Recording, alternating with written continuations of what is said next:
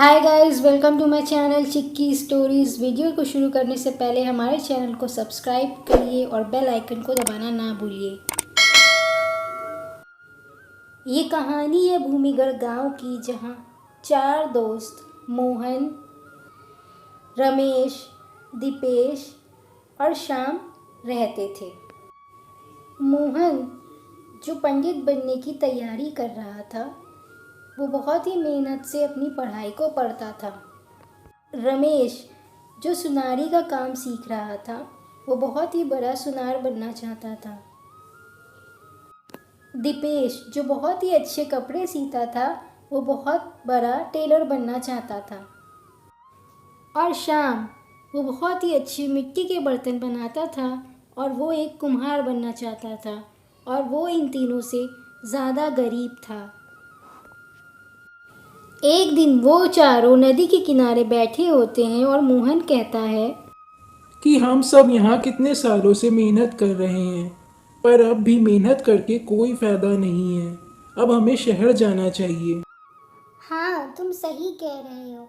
हम सब यहाँ कब से अपना अपना काम सीख रहे हैं, पर अब भी हमें उस तरीके से नहीं आया जितना हम चाहते हैं। मुझे भी लगता है कि अब हमें शहर जाना चाहिए। हाँ, तुम सब सही कह रहे हो। हम सब कब से यहाँ अपना काम सीख रहे हैं, पर हमें अब तक कुछ भी नहीं आया है।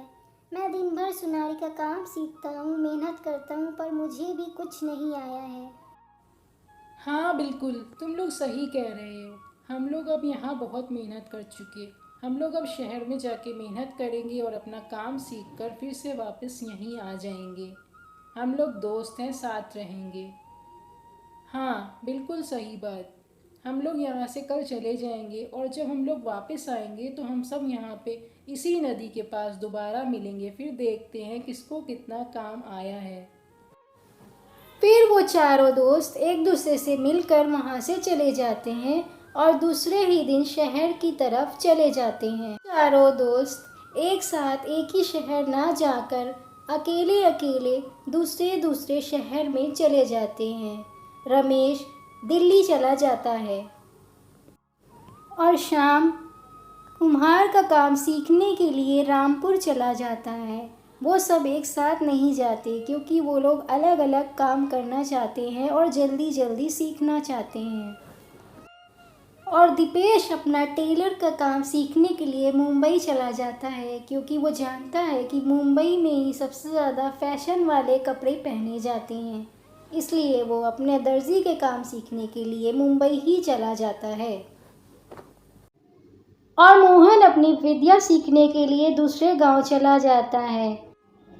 रमेश शहर आकर एक अच्छे ज्वेलरी स्टोर में काम करने लगता है और वो अपना सुनारी का काम बिल्कुल अच्छे से सीख जाता है। कुछ ही दिनों में दीपेश भी बहुत ही अच्छे कपड़े सीने लगता है। वो मुंबई आकर बहुत ही डिज़ाइनर कपड़े सीने लगता है। उसे अब सब कुछ सीना आ जाता है और अब वो सोचता है, अब मुझे अच्छा काम आ गया है, मुझे वापस जाना चाहिए। श्याम भी मुंबई की एक दुकान के पास अपनी कुम्हार की दुकान खोल लेता है और अच्छे अच्छे मिट्टी के बर्तन बनाने लगता है। अब उन लोगों को बहुत ही अच्छा काम आ जाता है और वापस आने की सोचते हैं। इधर मोहन भी अपनी पूरी विद्या आश्रम में रहकर सीख जाता है और वो भी बहुत अच्छी विद्या सीख जाता है। वो इतनी अच्छी विद्या सीखता है कि किसी भी बेजान चीज़ में वो जान डाल सके। कुछ दिन बाद वो चारों दोस्त भूमिगढ़ वापस आ जाते हैं और एक दूसरे से मिलने के लिए उसी नदी के किनारे के पास इकट्ठा हो जाते हैं। वो चारों एक दूसरे को देखकर बहुत खुश होते हैं क्योंकि वो लोग में बहुत अच्छी दोस्ती होती है। तुम सबको देखकर बहुत खुशी हो रही है। बताओ, तुम लोगों ने वहाँ जाकर क्या क्या सीखा? मैंने तो अपनी पूरी विद्या सीख ली। अब तुम बताओ। मैंने भी शहर जाकर बहुत ही अच्छा टेलर का काम सीख लिया है। अब मुझे कहीं जाने की ज़रूरत नहीं है।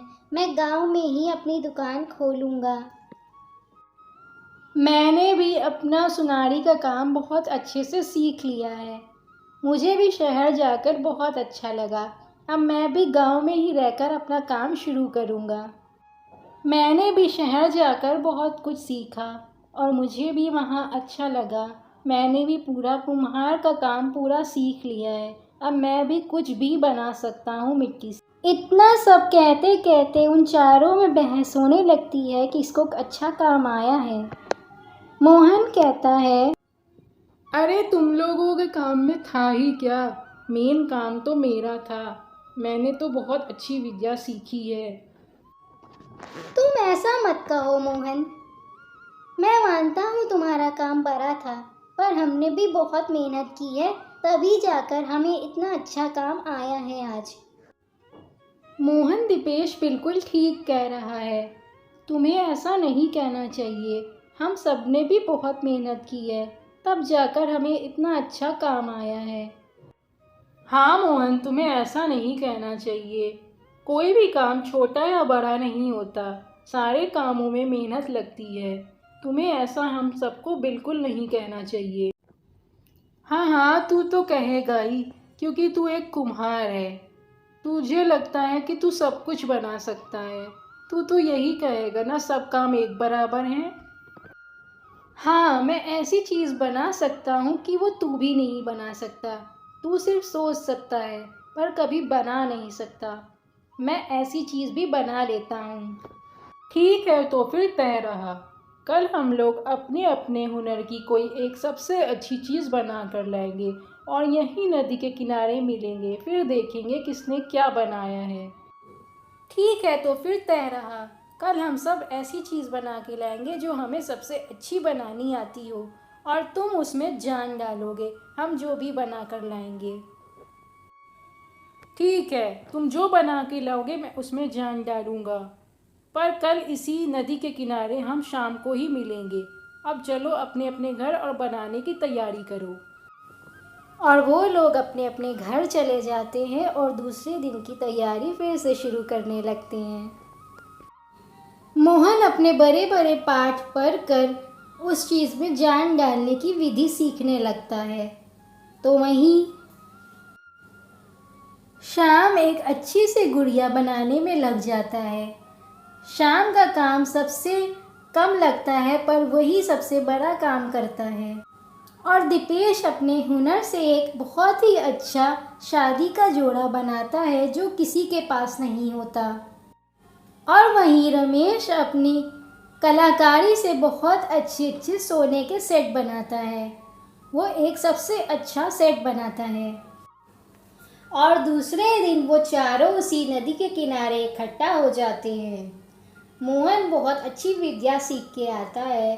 दीपेश एक बहुत ही प्यारा शादी का जोड़ा बना कर लाता है, और शाम एक बहुत ही प्यारी गुड़िया बना कर लाता है, और रमेश एक सोने का बहुत ही प्यारा सा सेट बना कर लाता है। मैं बहुत ही अच्छी विद्या सीख कर आया हूँ, जिससे मैं इस गुड़िया में जान डाल सकता हूँ। पहले इस गुड़िया को यहाँ रखो और इसको तैयार करो। मैं ये लहंगा बना कर लाया हूँ, जिससे यह गुड़िया बहुत ही प्यारी लगेगी, और इसको ये लहंगा अभी पहना देता हूँ। और मैं ये सेट बना कर लाया हूँ, जिससे पहनकर इस गुड़िया की खूबसूरती और भी ज़्यादा बढ़ जाएगी। मैंने कहा था ना, मैंने बहुत अच्छा काम सीखा है। देखा मोहन, मैंने कहा था ना तुझसे कि मैं बहुत अच्छी चीज़ बना कर लाऊंगा। अब जल्दी जल्दी इस गुड़िया को तैयार करो और इसमें जान तू डालेगा। कुछ ही देर में वो लोग गुड़िया को तैयार कर देते हैं, और दीपेश कहता है अब इस गुड़िया में मोहन जान डाल के इसको जिंदा कर दे। मोहन कुछ मंत्र पढ़कर उस गुड़िया में जान डालने लगता है। कुछ ही देर में वो गुड़िया उठकर खड़ी हो जाती है और उसमें जान आ जाती है। कुछ देर तो वो लोग उस गुड़िया को देखते ही रह जाते हैं, क्योंकि वो गुड़िया बहुत ही प्यारी होती है। और फिर थोड़ी देर में मोहन कहता है कि मैं इस गुड़िया से शादी करूँगा। मैंने इसमें जान डाली है, इसलिए इस पे सबसे पहला हक मेरा है। मैं इससे शादी करूँगा, ये मेरे साथ रहेगी।